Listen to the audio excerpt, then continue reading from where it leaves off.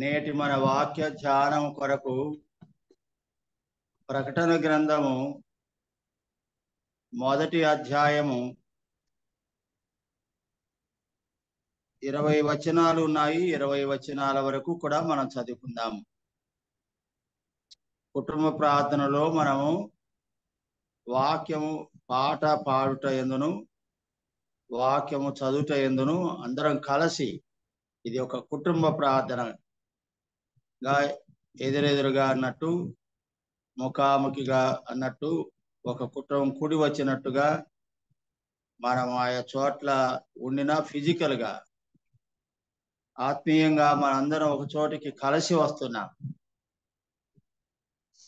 Zoom app లో మనం ముఖాలు కూడా కనబడుతుంటాయి. మరి ఎదురెదురుగా కూర్చున్నప్పుడు వాక్యాన్ని కలిసి చదువుకుంటున్నాం కాబట్టి 1 నుండి 20 వచనాలు పూర్తిగా మనందరం కూడా కలిసి చదువుకుందాం. యేసుక్రీస్తు తన దాసులకు కనపరచుటకు దేవుడు ఆయనకు అనుగ్రహించిన ప్రత్యక్షత. ఈ సంగతులు త్వరలో సంభవింపనయున్నవి.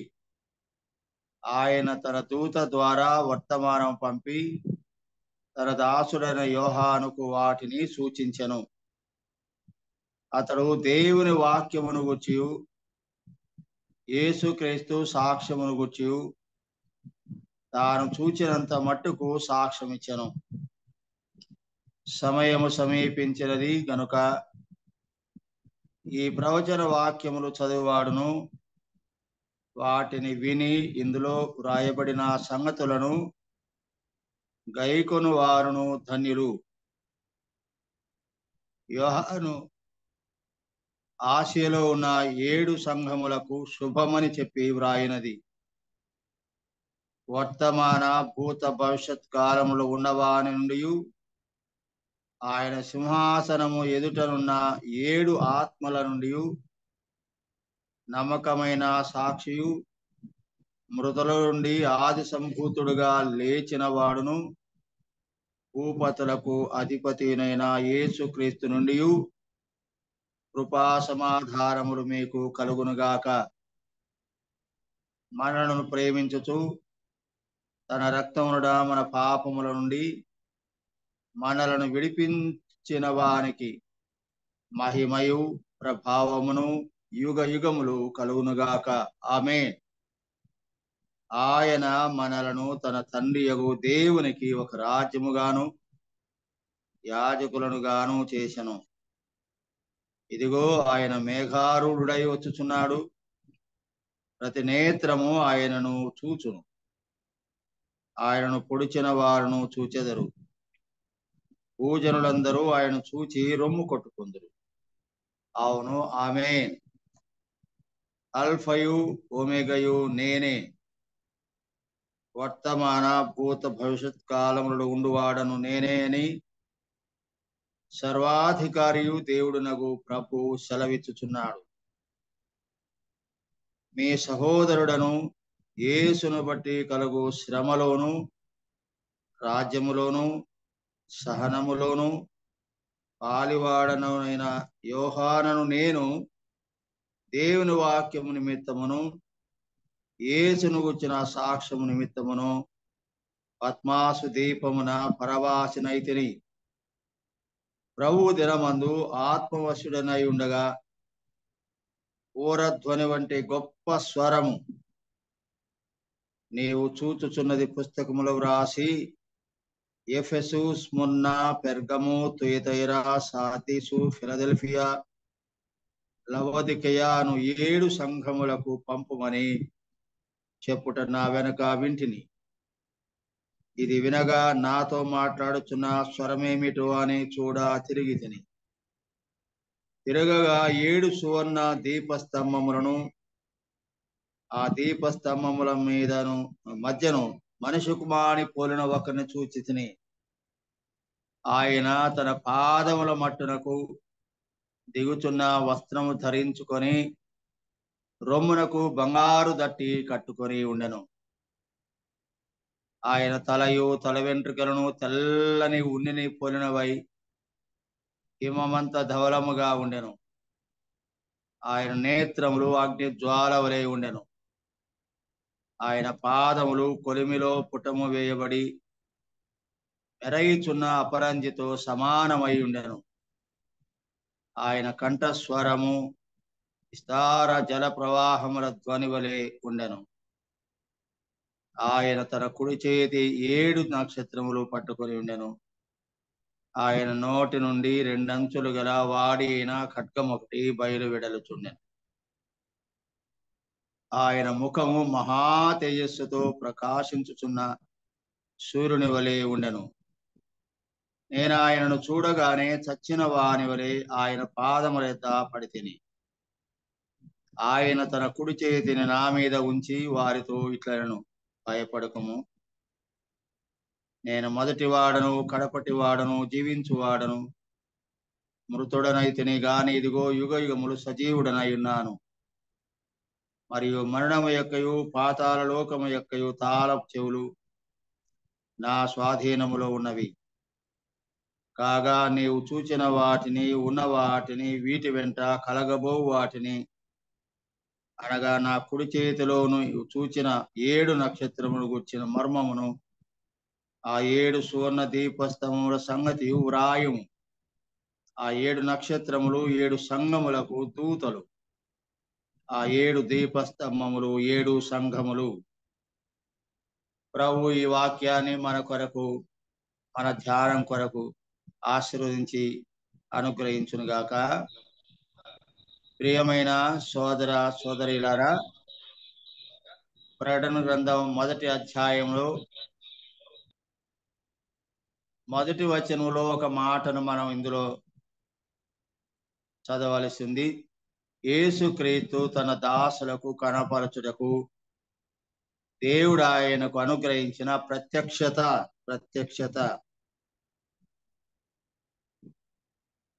ప్రత్యక్షత అంటే ఇంగ్లీష్ లో రెవల్యూషన్ అంటారు, ప్రకటన అని కూడా అర్థం.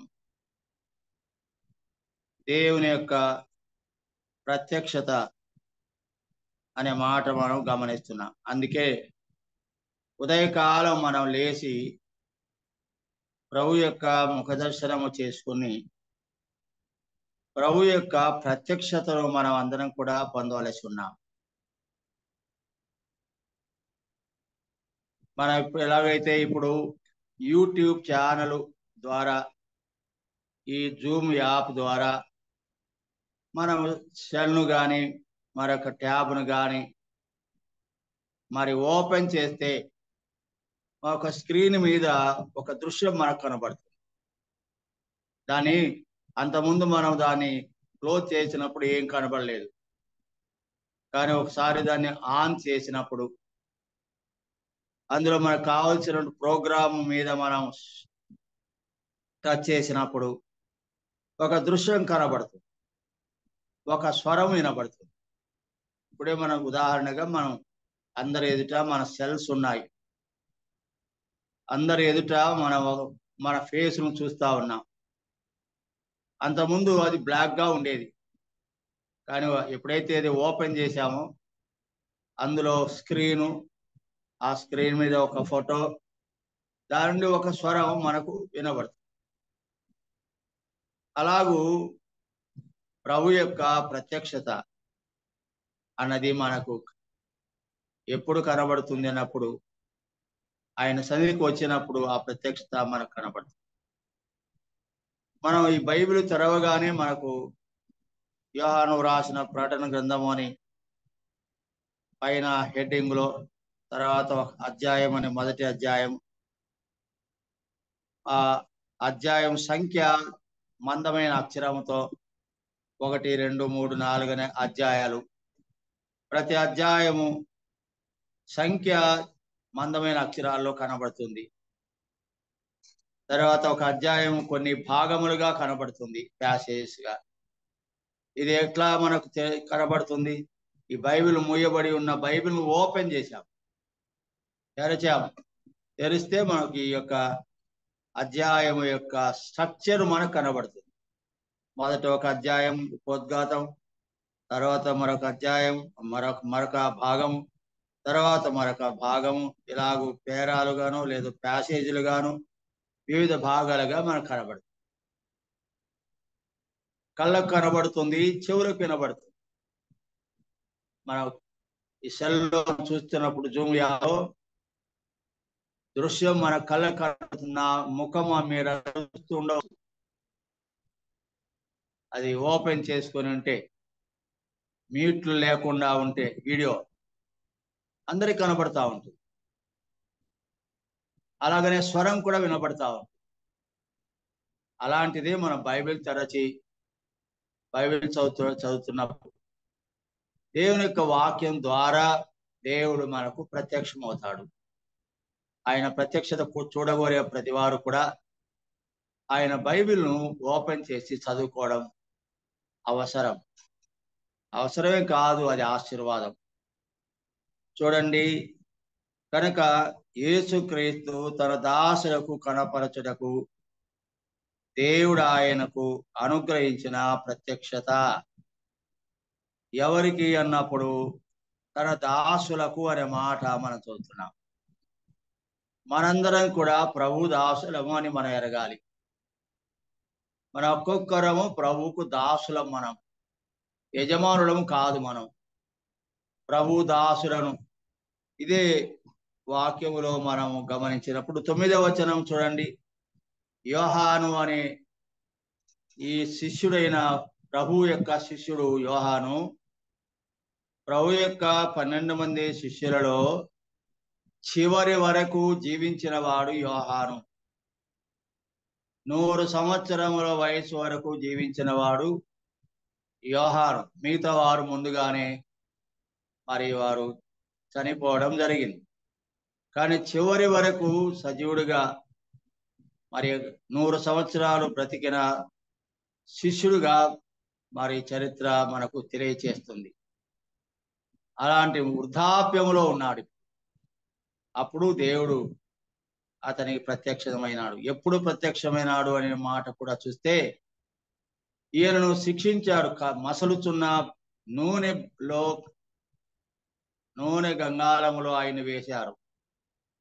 చూడండి, కాలుచున్న మరి మసలుచున్న నూనె గంగాళములో వేసినారు ఆయన.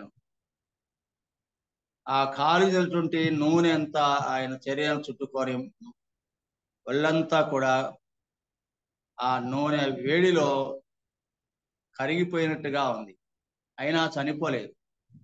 మసలుచున్న బాణ అని అంటారు.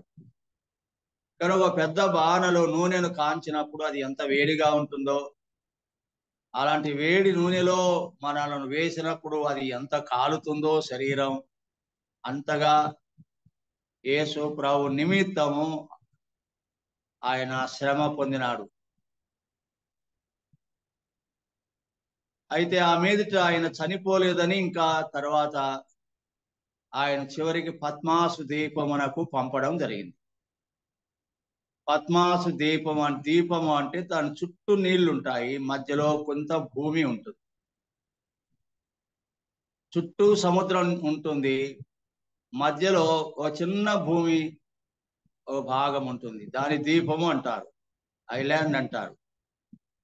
అలాంటి దీపములో యోహాను వేయబడి నిర్మానుషం, ఎవరు మనుషులు ఉండరు. ఇక దానికి ఓ శిక్షగా, ఫైనల్ జడ్జిమెంట్ గా, ఫైనల్ పనిష్మెంట్ గా అలాంటి దీపాంతరవాస కారాగారము అని అంటారు. దీపాంతరంలో వేస్తారు. ఇంకా జనసంచారం ఉండరు, ఎవరు ఉండరు. అలాంటి కఠినమైన లాస్ట్ పనిష్మెంట్ అది. అలాంటి గొప్ప పనిష్మెంటుగా యోహాను, ఎందుకంటే ప్రభు నిమిత్తం సాక్ష్యం ఇచ్చినందుకు శిష్యులైన వారు అనేక రీతులుగా హింసించబడినారు. కానీ వారందరికంటే కూడా మిన్నగా హింసించబడిన వాడు మరి మొదట మసలుచున్న నూనె బాణలో వేసినారు, అయినా చనిపోలేదు. దేవుడు అక్కడ కూడా కాపాడినాడు. మసలుచున్న బాణలో నూనె బాణలు వేశారు. సలసల పొర్లుతో కాగుతా ఉంటే నూనెలో వేశారు. చర్మం ఎలా ఉండింటుందో చూడండి. ఎప్పుడైనా సోదరులు వంట చేసేటప్పుడు ఆయిల్ కొంచెం చింది శరీరం మీద పడితే మరి అది బొబ్బలు ఎక్కుతుంది, ఎర్రటి పుండు అవుతుంది, గాయం అవుతుంది, చాలా బాధగా ఉంటుంది. మరి శరీరం మరి మొత్తం నూనె కుండలో వేయడం అంటే అది భరించదగిన శ్రమ కాదు. అయినా చనిపోలేదు. ఆ తర్వాత దీపాంతర శిక్ష అని ఇంకా అక్కడ ఎవరు జనసంచారం అంతకంటే మించిన పనిష్మెంట్ ఇక ఉండదని అక్కడ వేస్తారు. అలాగూ పద్మాసు అనే ద్వీపంలో యోహాను వేయబడ్డాడు లేదా ఉంచబడ్డాడు. అప్పుడు 9వ వచనంలో ఏమంటాడో చూడండి, మీ సహోదరుడను అనే మాట. యోహాను ఎవరు అన్నప్పుడు సహోదరుడు అనే మాట మనం చూస్తున్నాం. పై వచనంలో దాసుడు అనే మాట మనం చదువుకున్నాం. కనుక యోహాను శిష్యుడైన వాడు, యేసు ప్రభువుకు దాసుడైన వాడు యోహాను.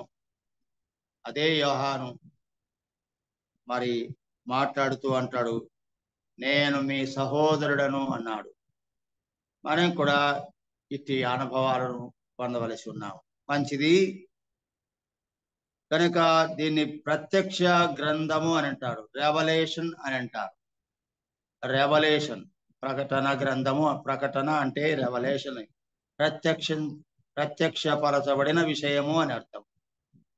కనుక యోహానుకు ప్రత్యక్షమైన దేవుడు, కనబడిన దేవుడు అనే మాట మనం చూసినప్పుడు ఆ ప్రభు ఎవరు అన్నప్పుడు చనిపోయి సమాధి చేయబడిన మరి తిరగా పునరుత్థానుడై లేచిన ప్రభు ప్రత్యక్షత గొప్ప అనుభవం. అది మనం కూడా ప్రభు యొక్క ప్రత్యక్షతను పొందడం అంటే భౌతికముగా ఆయన మనకు తిరిగి కనబడతాడని కాదు. ఆయన గుణ లక్షణాలన్నీ మన దృష్టికి, మన మనస్సుకు, మన ఆత్మకు, మన జ్ఞానానికి అర్థమైపోతాయని అర్థం. అదృశ్య రూపములో ఆయన సౌందర్యము లేదా ఆయన రూపమంతా కనబడుతుంది. ప్రత్యక్షత అంటే భౌతికముగా ఎదురుగా ఒక వ్యక్తి వచ్చి నిలబడినట్టుగా కాదు. ఒక వ్యక్తి యొక్క లక్షణములన్నిటి బయటికి వెల్లడి భౌతికముగా కనపడకపోయినా ఆ వ్యక్తిలో ఉన్న వ్యక్తిత్వం అంతా, వ్యక్తిత్వ లక్షణములన్నీ, ఇండివిజువల్ క్యారెక్టర్స్ అన్ని కూడా మన దృష్టికి, మన మనసుకు, మన ఆలోచనకు, మన తలంపులకు అవి స్పష్టంగా విశదముగా అర్థమవుతాయి. సరే, మంచిది. 3వ వచనం చూడండి. మనం ఇక్కడ 2వ వచనం కూడా, అతడు దేవుని వాక్యమును గూర్చి, యేసు క్రీస్తు సాక్ష్యము గూర్చి తాను చూచినంత మట్టుకు సాక్ష్యం ఇచ్చెను. దేవుని గురించి యోహాను మరి వాక్యమును గూర్చి, యేసుక్రీస్తు సాక్ష్యమును గూర్చి తాను చూచినంత మట్టుకు సాక్ష్యం ఇచ్చాను.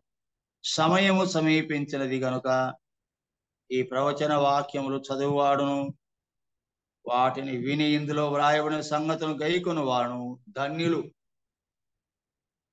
ఉదయకాలం బైబిల్ను మనం తీసుకొని చదవటం ఎంత అవసరము, ఎంత ఆశీర్వాదం. ఎంత అవసరము, ఎంత ఆశీర్వాదం. ఇక్కడ ధన్యులు అనే మాట మనకు కనబడుతుంది. బ్లెస్సెడ్ అనే మాట ఇంగ్లీష్ లో ఉంటుంది. ఆశీర్వదించబడిన వారు అనే మాట దాని అర్థం. ప్రియులారా, దేవుని ఆశీర్వాదాలు ఎలా పొందగలం మనం? ఆ వచనం మళ్ళీ కూడా చదవండి. సమయం సమీపించినది గనుక ఈ ప్రవచన వాక్యం అంటే భవిష్యత్తు గురించి తెలియజేసే మాటలు అని అర్థం.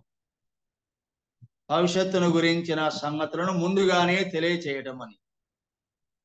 ఇన్ ఫ్యూచర్ మామూలుగా చాలా సార్లు మనం వింటూ ఉంటాం. ఏమనంటే భవిష్యత్తు సుదీర్ఘకాల భవిష్యత్తు దాని గురించి కాక సమీప భవిష్యత్తును గురించి కూడా మనకు తెలియదు.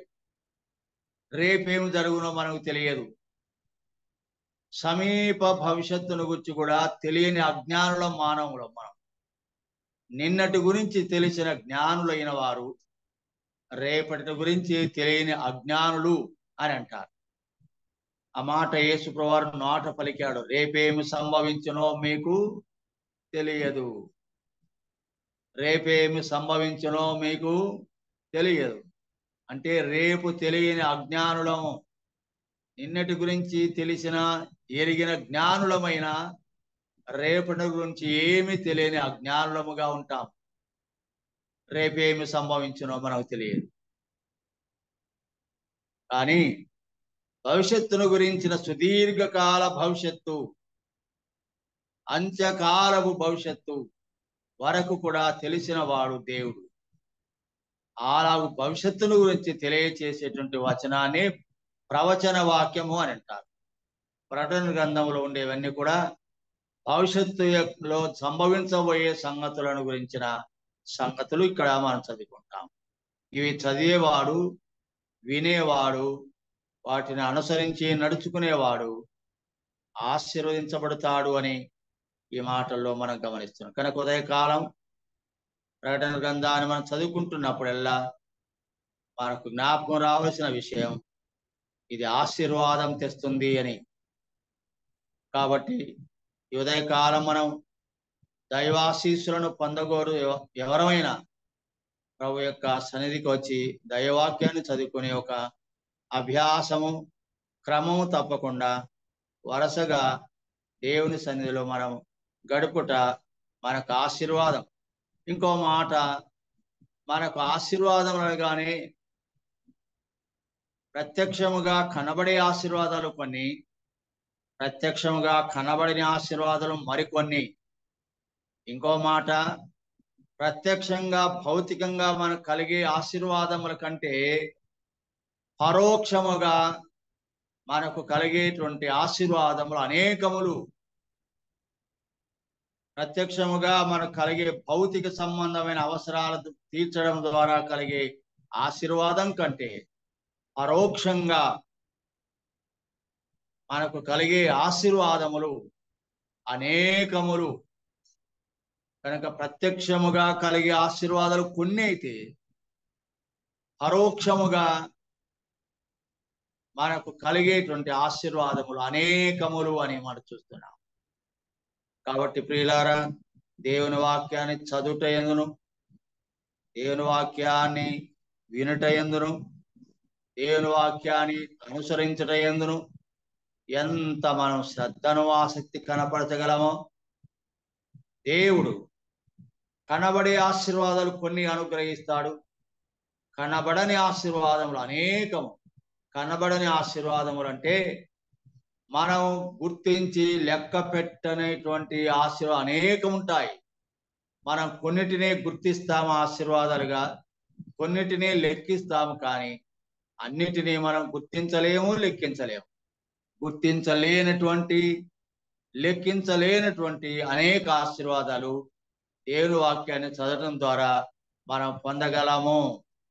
మనం గుర్తించకపోయినా, లెక్కించకపోయినా దైవవాక్యాన్ని చదవటంలో అనేక ఆశీర్వాదాలు దాగి ఉన్నాయి.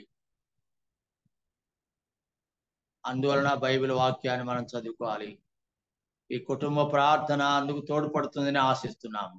సరే, తర్వాత చూడండి, అన్ని వాక్యాలు మనం ధ్యానం చేయలేము. క్లుప్తంగా 1-2 మాటలు, తలంపులు ఉదయకాలం మనం తెలుసుకుందాం.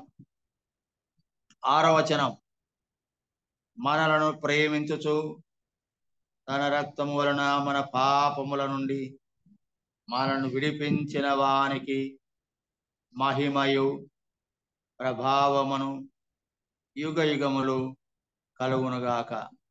మంచి మాట, మనలను ప్రేమించుచు అనే మాట. మనలను ప్రేమించుచు తన రక్తము వలన మన పాపముల నుండి మనలను విడిపించిన వానికి మహిమయు ప్రభావమును యుగ యుగములు కలుగునుగాక అనే మాట మనం చూస్తున్నాము. పై వచనములో అనగా 5వ వచనములో నమ్మకమైన సాక్షియు మృతులలో నుండి ఆది సంభూతుడుగా లేచిన వాడును భూపతులకు అధిపతినైన యేసు క్రీస్తు నుండి గమనించండి. ఒకటి నమ్మకమైన సాక్షి, రెండవది మృతుల నుండి ఆది సంభూతుడిగా లేచిన వాడు. అంటే ఆది సంభూతుడు అంటే అన్నిటికంటే ముందు అన్నిటికంటే ముందు అందరికంటే ముందు ఉన్నవాడు. ఇక్కడ ఏమిటంటే ఆది సంభూతుడు ఇక లేచినవాడు. మృతుడై తిరగ లేవడంలో ఆయన కంటే ముందు ఎవ్వరూ లేవలేదు. చనిపోయిన వారు ఆయన కంటే ముందు చనిపోయిన ఎవ్వరు లేవలేదు. ఆయన తర్వాత కూడా ఎవరు లేవలేదు. ఆయనే మొట్టమొదట లేచిన వాడు, మూడవ దినమందు పునరుత్థానుడైన వాడు కనుక లేచుడలు కూడా ఆయన ఆది సంభూతుడు, మొదటివాడు. ఆయన అన్నిటికీ అందరికంటే మొదటివాడు, ఆది సంభూతుడు. చివరికి లేచి సమాధిలో లేచుటలు కూడా మొట్టమొదటి వాడు.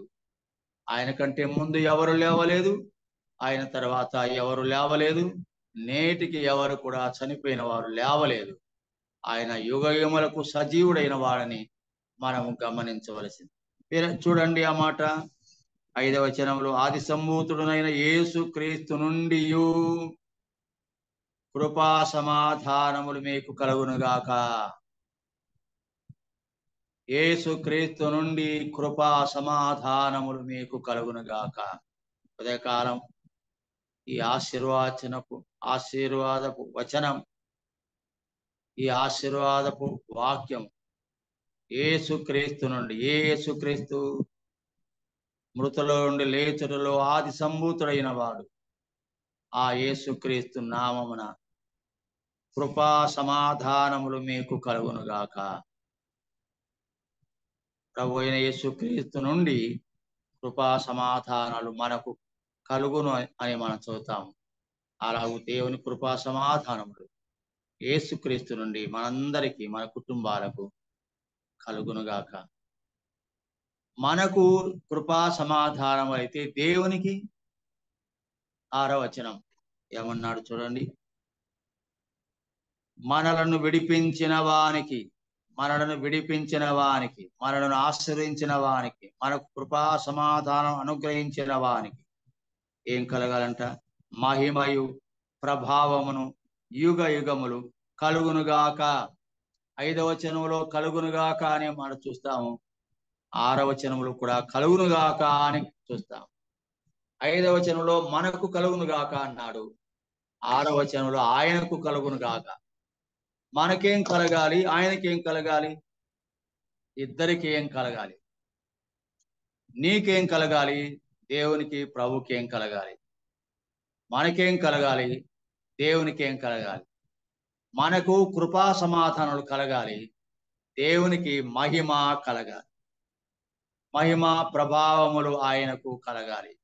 గమనించండి, మనకు కృపా సమాధానములు ముందుగా, అందులో కూడా ముందుగా మన కృపా సమాధానం ఎందుకు ఇవ్వగోరుతున్నాయంటే ఆయనకు మహిమ కలగాలని ముందుగానే మన కృపా సమాధానం అనుగ్రహిస్తున్నారు. ప్రియులారా, ఉదయకాలం కృపా సమాధానాలు మొదట ప్రభు మనకు అనుగ్రహిస్తున్నాడు. ఆ కృపా సమాధానాలు పొందిన మన ద్వారా దేవునికి మహిమ కలగాలని ఆయన కోరుతున్నారు. తర్వాత రండి 9వ వచనానికి మనం వస్తే, 8వ వచనంలో అంటాడు దేవుని గురించి, అల్ఫయు ఒమేగయు నేనే, వర్తమాన భూత భవిష్యత్ కాలం ఉండువాడ నేనే అని సర్వాధికారి దేవుడు నాకు ప్రభువు సెలవిస్తున్నాడు. ఆ తర్వాత 9వ వచనంలో, యేసును బట్టి కలుగు శ్రమలోను రాజ్యమును సహనములోను పాలివాడను యోహాను నేను దేవుని వాక్యం నిమిత్తం యేసును గుర్చిన సాక్ష్యం నిమిత్తం పద్మాసు దీపములో పరవాసినైతిని. ఇప్పుడు పద్మాసు దీపములో పరవాసిగా ఉన్నాడు. తర్వాత చూడండి ఏమన్నాడు, మంచి మాట, 2-3 మాటలు గుర్తించి మనం ముగిద్దాము. ప్రభు దినవందు ఆత్మవశుడనై ఉండగా, మంచి హెచ్చరిక. ప్రభు దినమంది ఎలా ఉండాలి? మనం ఆదివారమును ప్రభు దినముగా ఎంచుతున్నాం. ఆదివారం ప్రభు దినముగా మనం ఎంచుతున్నాం, నమ్ముతున్నాం, ప్రభు దినముగా ఆచరిస్తూ ఉన్నాం. అయితే ఒక మాట గమనించాలి, ప్రభు దినమందు ఆత్మవశుడనై ఉండగా అని మనం చూస్తున్నాం. ప్రభుని ఆరాధించడానికి ఆదివారం వచ్చినప్పుడు మనం ఏ వశములో ఉండి ప్రభుని ఆరాధించవలేను? ప్రభు వశములో, దేవుని ఆత్మ వశములో ఉండాలి. తర్వాత చూడండి 11వ వచనములో, ఆత్మవచనై ఉండగా బూరధ్వని వంటి గొప్ప స్వరము, ఒక స్వరం వినబడింది. ఆ ప్రత్యక్షతలో దేవుడు ఆయనకు ప్రత్యక్షమైనాడు, కనబడినాడు. రెండవది దేవుని స్వరం విన్నాడు. 2 సంగతులు. ఒకటి, ప్రభు యొక్క ప్రత్యక్షతను పొందినవాడు యోహాను, ప్రభు యొక్క స్వరమును విన్నవాడు యోహాను. ఇది ఎక్కడ కలిగింది అంటే పద్మాసు దేశం తనొక్కడే ఉన్నప్పుడు, ఏకాంతం అనుకోవచ్చు, ఒంటరిగా ఉన్నప్పుడు, ఎవ్వరు లేని నిర్మానుషమైన ఆ యొక్క ద్వీపములో, చుట్టూ సముద్రం, మా జనులుండే స్థలం కాదది. ఆ స్థలములో ఉన్నప్పుడు దేవుడు అతనికి ప్రత్యక్షమయ్యాడు, ప్రభు అతనికి ప్రత్యక్షం. ఇది కూడా ఒక మంచి అనుభవం. వ్యక్తిగతంగా ఏకాంతపు అనుభవం, ఒంటరి అనుభవం మనం కలిగి ఉండాలి. ప్రభు అప్పుడు మనతో ఉంటాడు అని అనుభవం మనకు వస్తుంది. ఎప్పుడు గుంపులో, సమూహములో ఉంటే ప్రభు ప్రత్యక్షత మనం పొందలేము. ఏకాంతముగా ఉండినప్పుడు, ఒంటరిగా ఉన్నప్పుడు ప్రభు యొక్క ప్రత్యక్షతను పొందుటకు మంచి అవకాశం ఉంది. కనుక ఏకాంతముగా, ఒంటరిగా ప్రభుతో గడిపే అనుభవాన్ని మనం సమకూర్చుకోవాలి అని మనం చూస్తాం. 11వ వచనం చూడండి, నీ స్వరము బూరధ్వని వంటి గొప్ప స్వరం, ఇలాగంటూ వచనం చివరిగా ఒక మాట చూడండి, చెప్పుట నా వెనుక వింటిని అన్నాడు. దేవుని స్వరం, ప్రభు స్వరం చెప్తా ఉంది. చెప్తున్నప్పుడు ఏం చెప్తా, ఆ వచనం చదివితే అర్థమైంది. స్వరాన్ని వింటిని అనే మాట, దేవుని స్వరాన్ని విన్నాడు. ఆ స్వరం ఏమిటో అందులో కనబడుతుంది. పుస్తకం నేను చెప్పినంత రాయి, నువ్వు చూచేదంత రాయి, నువ్వు విన్నదంత రాయి, 7 సంఘాలకు రాసి పంపుము అని ఆ వచనంలో కనబడుతుంది. దాన్ని వింటిని అన్నాడు. చూశారా, దేవుని స్వరాన్ని విన్నాడు యోహాను. ఏకాంతముగా, ఒంటరిగా ఉన్నాడు పద్మాసు ద్వీపంలో. దేవుని స్వరం వినబడింది, ఆ స్వరాన్ని విన్నాడు. వింటిని అన్నాడు. ఆ మాట పట్టుకోండి, వింటిని. తర్వాత 12వ వచనం, ఇది వినగా నాతో మాట్లాడుచున్న స్వరం ఏమిటో అని చూడ తిరిగి తిని. మొదట స్వరాన్ని విన్నాడు, ఆ స్వరం వెనక నుండి వస్తా ఉంది, ఏదో ఒక స్వరం. ఆ స్వరం విన్నాడు. విని ఏమిటి ఆ స్వరం అని వెను తిరిగినాడు, వెనక చూచినాడు. ఏమిటి స్వరం? వినగా చూడ తిరిగి తిని. విన్నవాడు ఏం చేశాడు? తిరిగినాడు. ఎటువైపు తిరిగాడు? స్వరం వైపు తిరిగినాడు. వెనక నుండి ఎవరో మాట్లాడుతున్నారని ఆ వ్యక్తి వైపు తిరిగినాడు. ఈ అనుభవం కూడా మనం పొందాలి. వినుట, తిరుగుట మనకు కనబడుతుంది. 13వ వచనం చూడండి, తిరిగి తిని తిరగగా చూడండి, తిరగగా 13వ వచనం, 7 సువర్ణ దీపస్తంభములను, ఆ దీపస్తంభముల మధ్యన మనిషి కుమారుని పోలిన ఒకని చూచి తిని. చూడండి, వింటిని, తిరిగి తిని, తిరగగా, చూచి తిని. ఎవరిని? ఒక మనిషిని చూశాను. ఎవరా మనుషుడు? ప్రభు అయిన యేసుక్రీస్తు. సమాధిని తిరగా లేచిన ఆది సంభూతుడైన యేసుక్రీస్తు ఇట్ట నిలువుగా తనకు కనబడుతున్నాడు. చూచి తిని, వింటిని, తిరిగి తిని, చూచి తిని. విన్నవారు ప్రభును చూడగలరు, తిరిగిన వారు ప్రభును చూడగలరు. గమనించారా? ప్రభును చూచిన వాడు, ఆ ప్రభు ఎలా ఉన్నాడో 14వ వచనం నుండి 13వ వచనం నుండి వరుసగా చదవండి. ఆ ప్రభు ఎలా ఉన్నాడో మనకు కూడా కొంతవరకైనా అర్థమవుతుంది అని. తర్వాత 17వ వచనం చూడండి, నేను ఆయనను చూడగా ఏం చేశాడంట? ప్రభును చూచాడు. నేను ఆయన చూడగా చచ్చిన వాని వలె ఆయన పాదముల మీద పడి తిని. ఏం చేశాడంట? చచ్చిన వాని వలె ప్రభు పాదాల మీద, ఆయన ప్రభు అని ప్రభు పాదాల మీద పడ్డాడు. ఈ అనుభవం మనకు అవసరం. ప్రభు పాదాల దగ్గర పడే అనుభవం మనం నేర్చుకోవాలి.